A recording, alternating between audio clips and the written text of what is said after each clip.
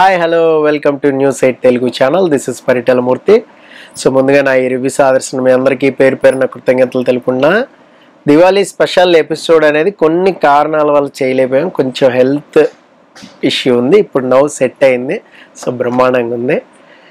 Nominations అనేది మనం మాట్లాడుకుందాం. దివాళీ ఎపిసోడ్ ఎలాగ అయిపోయింది, అదంతా ఫన్, అది పెద్ద రివ్యూ చేసుకోవాల్సింది కూడా ఏం లేదు, పెద్ద విషయాలు ఏం లేవు, బర్నీ ఎలిమినేషన్ తప్ప. ఆ బర్నీ ఎలిమినేషన్లో కూడా ట్విస్ట్ ఏంటంటే పవర్ అస్త్ర రాముకి ఇచ్చాడు. సో వై ఇమాన్యుయల్ ఎందుకు బర్నీకి ఇవ్వలేదు? స్టార్టింగ్లో మనం అనుకున్నాం, ఫస్ట్ వీక్స్లో గుర్తుందా మీ అందరికీ, బిట్స్ అనే గ్రూప్ ఫామ్ అవుతుంది, బర్నీ, ఇమ్ము, తనుజ, సంజన ఇలా ఫామ్ అవుతుంది అనుకున్నాం. కానీ ఇమాన్యుయల్ సడన్గా పక్కకి వెళ్ళిపెట్టి దాని గురించి కూడా మాట్లాడుకుందాం.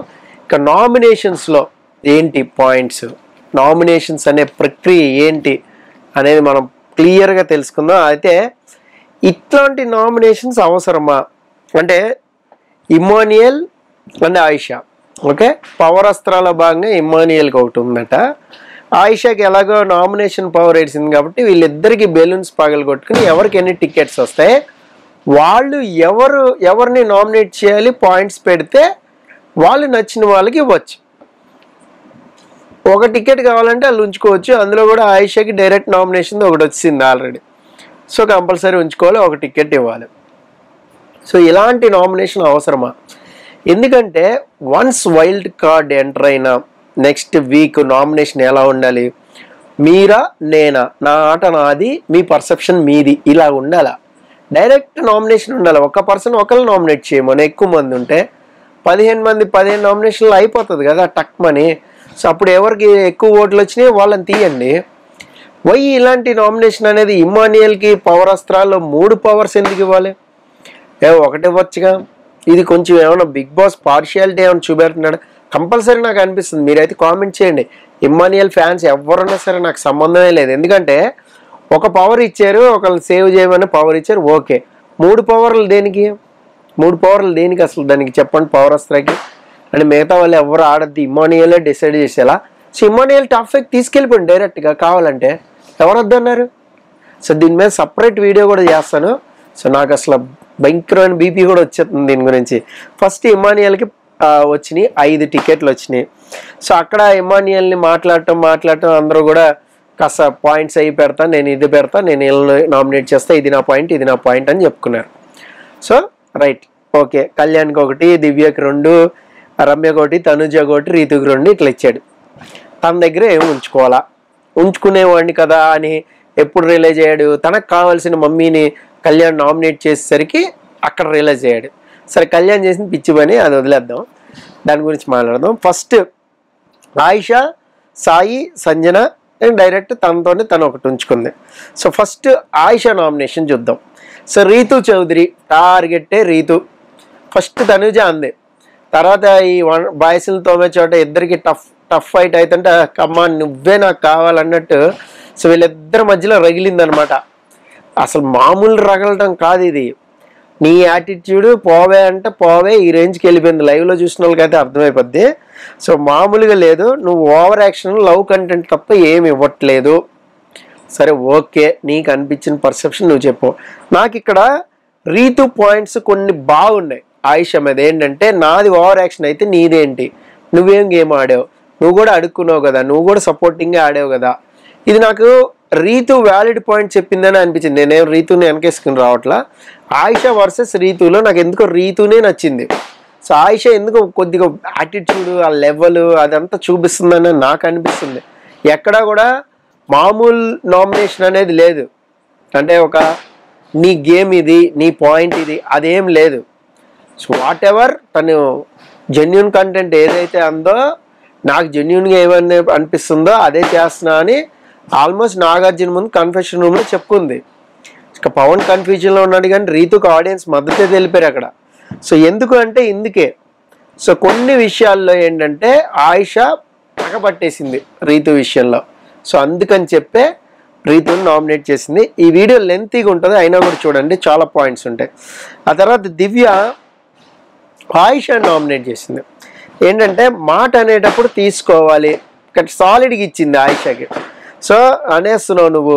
ఆ దివాళీ ఎపిసోడ్ కూడా నేను అయిపోయిన తర్వాత ఇలా మాటలు పడడానికి వచ్చానా, దీనికోసం నేను వచ్చానా అనే మాట అని బాధపడింది అని చెప్పింది. అలాగే ఇక్కడ హైపర్ ఉన్నావు, అది నిజం, 100% హైపర్ ఉంది, పిచ్చి హైపర్ ఉంది. గేమ్ అవగాహన లేదు, రియాక్షన్స్ ఇచ్చేస్తున్నావు. ఇక్కడే 2 పాయింట్లు చెప్పేసింది. నీకు తొత్తర ఎక్కువ, అనవసరంగా ఆ కీ తీసుకుని ముందెళ్ళి కూడా నువ్వు ఆ మాధురిని ఫైండ్ అవుట్ చేయలేకపోయావు, చెప్పేసింది. అదిరిపోండి పాయింట్. సో ఇక్కడ కొంచెం దివ్య కాస్త ఆ పాయింట్ గుర్తురాలేదేమో. ఇక డిఫెన్స్ అనేది బాగా, మన ఆయిషా డిఫెన్స్ అనేది బాగాలేదు. సో వారం దొరికింది కదా, మరి చూద్దాం, నేను వర్త్ లేదనుకుంటే ఆడియన్స్ పంపించేస్తారు, ఆ రేంజ్లో ఉంది. That's okay. బయట బాంబులు వెళ్తున్నాయి, డిస్టర్బ్ అవ్వద్దు, ఆడియో మాత్రమేనా. నెక్స్ట్ సాయి శ్రీనివాసన్ చేసింది, ఇది ఎందుకో పెద్ద పిచ్చి పని చేసిందా నాకు అనిపించింది. దివ్యాకి వేరే పాయింట్లే లేవా, ఎవరి మీద ఏ పాయింట్లు లేవా. సో మాధురి ఉంది కదా, నీకు రేషన్లో అడ్డొచ్చింది, నీకు వేరే విషయంలో మాట్లాడింది. సో నీ నాన్న అంది, నిన్ను ఎక్కిరించేలా మాట్లాడింది, పాయింట్ లేదా. సో ఏమైంది దివ్యాకి అనేది నాకు అనిపించింది ఇక్కడ. సో మీ ఒపీనియన్ కొద్దిగా రైటే ఉండొచ్చు, కానీ వేరే వాళ్ళకి కూడా ఛాన్స్ ఇవ్వండి, ముందు మీరు వినటం నేర్చుకోండి. కావాలని చేసిందా, ఒక క్లారిటీ మిస్ అయిందా దివ్యకి సాయి విషయంలో అని నాకైతే అనిపించింది.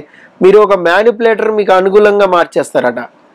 సో నాకేం అనిపించలా. సాయి అసలు గేమ్ ఆడింది, చాలా చురుగ్గా ఆడాడు గేము, ఎక్కడ కూడా ఏం చెప్పలేదు, ఏ విషయం కూడా చెప్పలేదు. మరి ఎందుకని అలాగంది దివ్య అనేది తనకే తెలియాలి. మీకేమైనా అర్థమైతే కామెంట్ చేయండి ప్లీజ్.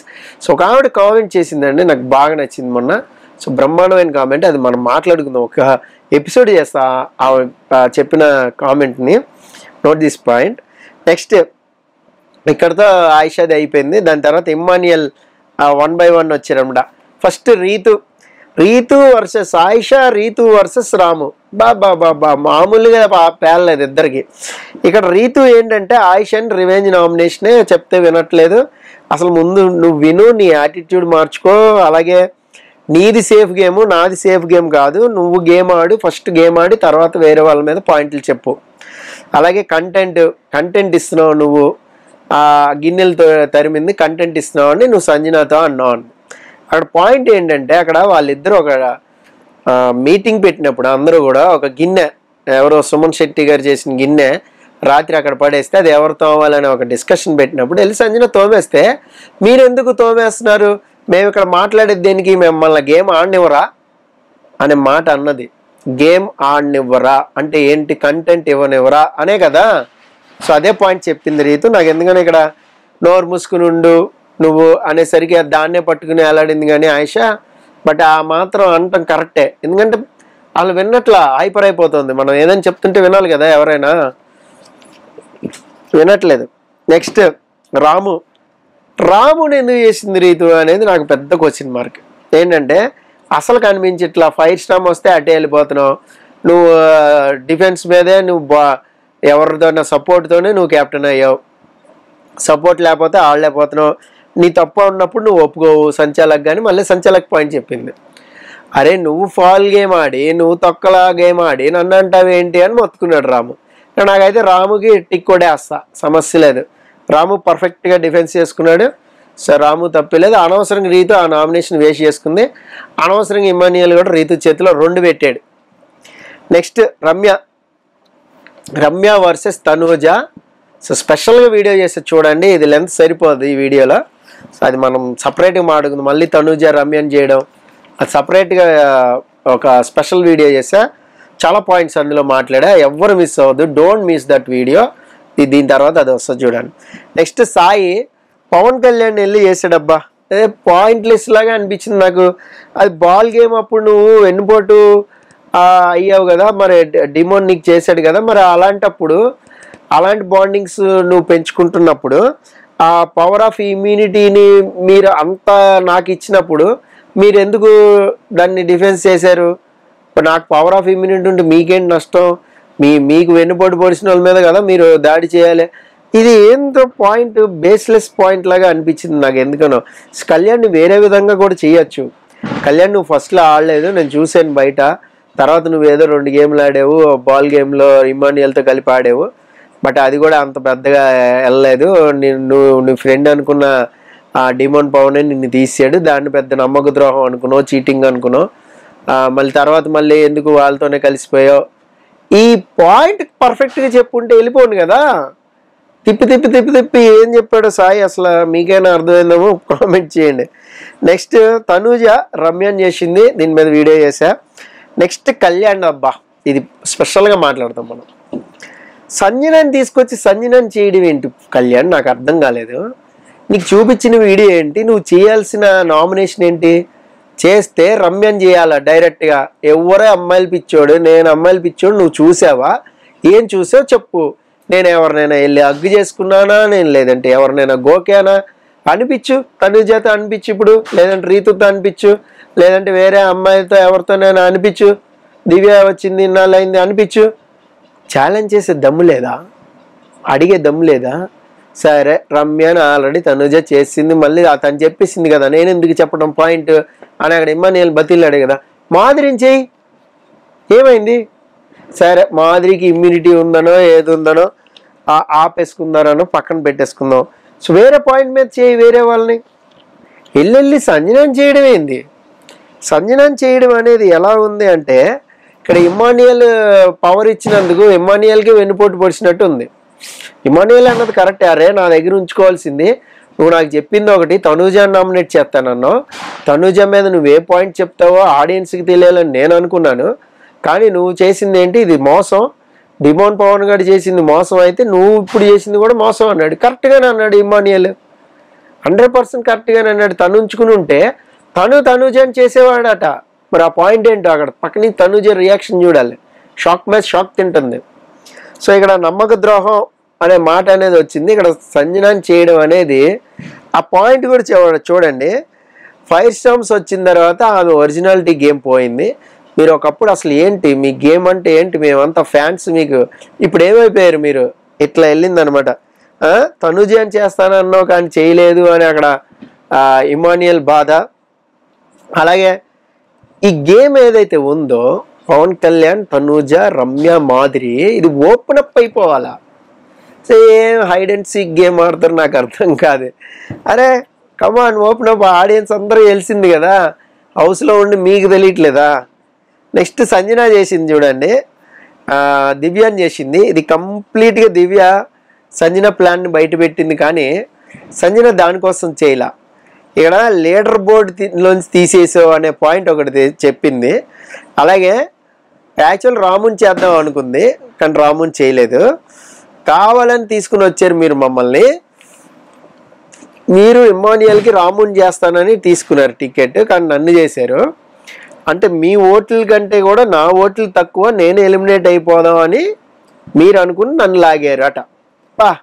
వాట్ ఏ లాజిక్ దివ్య, ఏం తెచ్చింది? అలాగైతే ప్రతి ఒక్కళ్ళు అదే పాయింట్తో నామినేషన్లోకి తెస్తారు. గత కొన్ని సీజన్లుగా బిగ్ బాస్లో జరిగేదే అది. మనం లీస్ట్లో ఉన్నామా, హైయెస్ట్లో ఉన్నామా, మిడిల్లో ఉన్నామా, మనకంటే లిస్ట్లో ఎవరున్నారో వాళ్ళని తీసుకెళ్ళి ఒక పాయింట్ మీద నామినేట్ చేసేయడం జరిగేదే. ఇది బిగ్ బాస్ చరిత్రలో ఎప్పుడు జరిగేదే, మీరు కొత్తగా పెట్టేది కాదు. కానీ సంజన మాత్రం అలా చేయలేదు, డేర్గా చెప్పింది.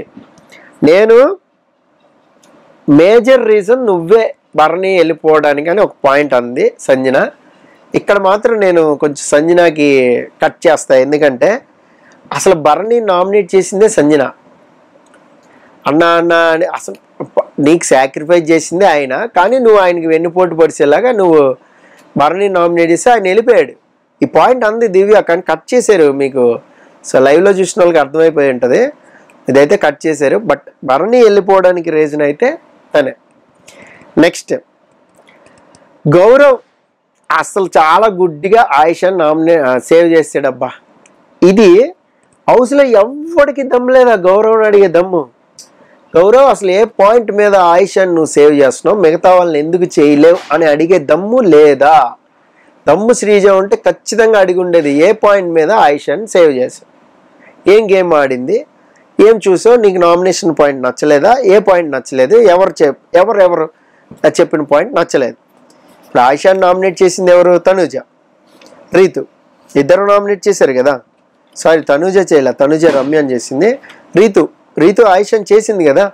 సో మరి రీతు పాయింట్ మీకు వ్యాలిడ్ అనిపించలేదా? అక్కడ మీకు తన ఆయిషానే రైట్ అనిపించింది? ఇలా అడిగేవాడు ఎవడు? తర్వాత వెనక్కి వెళ్ళి వీళ్ళు గుసగుసలు ఆడుకుంటున్నారు ఆఫ్టర్ నామినేషన్స్. ఇప్పుడు నైట్ అంతా అదే లొల్లి జరుగుతుంది. ఇది కదా ఇది కదా, నువ్వెందుకు అలా చేసావు? ఇమ్మానియల్ అయితే అసలు కళ్యాణ్ని నానా మాటలు అనేస్తున్నాడు అక్కడ నుంచోబెట్టి. నువ్వు మోసం చేసావురా, నువ్వు అన్నది వేరు, నువ్వు చేసింది వేరు. ఆ తనూజ కళ్యాణ్ ఏ పాయింట్ మీద చేద్దాం అనుకుంటున్నావు, ఇవి కూడా డిస్కషన్స్ అవుతున్నాయి. అవన్నీ కూడా మాట్లాడుకుందాం మనం నెక్స్ట్ వీడియోలో. తనూజ వర్సెస్ రమ్య, అది ఖచ్చితంగా చూడండి. So this is Paritala Murthy signing off. By by.